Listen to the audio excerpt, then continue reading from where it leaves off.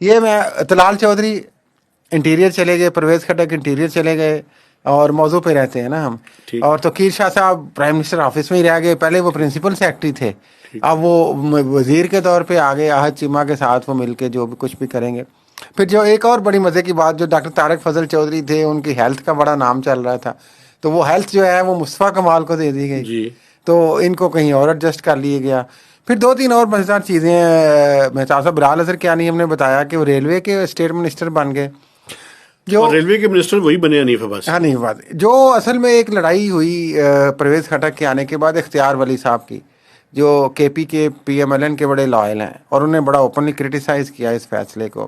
اس میں ایک مزے کی بات یہ ہے کہ اس فیصلے کی اور کرٹیسزم کے بعد وہ پرائم منسٹر سے کل ملتے ہیں, اور آج جو اخبار میں خبر چھپی ہے, ان کا نام ابھی ویب سائٹ پہ نہیں آیا, کہ ان کو کوئی کوآرڈینیٹر ٹو پرائم منسٹر بنا دیا گیا ہے کچھ. ہاں جی. پھر ایک جو آپ کو پتا ہے طارق باجوہ جو ہیں, ان کو بھی جو وہ بنے ہیں اسسٹنٹ فارن آفس. اصل میں طارق باجوہ آپ بہتر سمجھتے ہیں, یہ تو اسحاق ڈار صاحب کی ٹیم ہے, مشیر خاص قریب ہیں, دوست ہیں ان کے اسحاق ڈار کے.